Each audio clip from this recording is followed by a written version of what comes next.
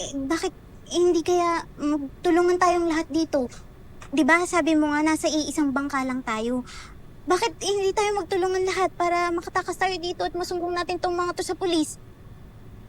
Ami, tama na. Mali yung ginagawang pambubuli sa'yo ni TC. Di ka pa ba nadadala? Ano nga ibig mong sabihin? Na nawalan na kayong lahat ng pag-asa dito? Nagawa na nila yan dati. Wala rin naman nangyari.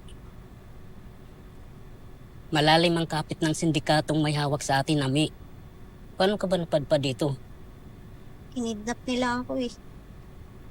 Ako, nanap ko talaga to. Nabalitaan kong may pwedeng mapagkakitaan ng pirang tulad natin. Bakit? Kailangan ko ng pera eh. Kundi, wala akong ipambabayan sa pagpapa-ospital ni tatay. Nakakontrata ako ng 10 panalo. Nagpasiklab ako rito. Ni minsan, hindi ako nagtagkang tumakas. Kaya may tiwala sila sa akin. Pagkatapos ko ng pang 10 panalo, palalayain rin nila ako.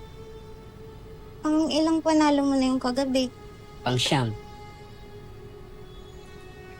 Naniniwala ka talaga na pagkatapos ng pang-10 panalo mo, papalayain ka nila dito? Ba't hindi? Eh di sinumbong mo sila sa pulis. Eh syempre maninigurado sila lalo pat alam nilang illegal to. Hindi ko nga yun gagawin yun eh. Totoo niyan, baka bumalik pa nga ako rito. Katapos ko bayaran pang ospital ni tatay. Seryoso ka ba? Alam mo, naiintindihan naman kita eh. Pero itong racket na to, pwede nating ikamatay ito. Kisa wala namang trabaho, di ba? Walang nag-aantay na trabaho sa labas, Ami. Lalo pa sa mga katulad natin. Kaya kung ako sa'yo, imbis na labanan mo tong sitwasyon natin, i-embrace mo. Tanggapin mo kahit labag sa loob mo.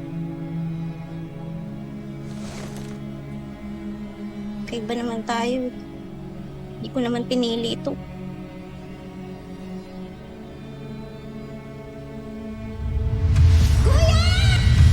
Sana bumalik yung si Kuya. Baka sakaling tulungan niya ako makaalis dito.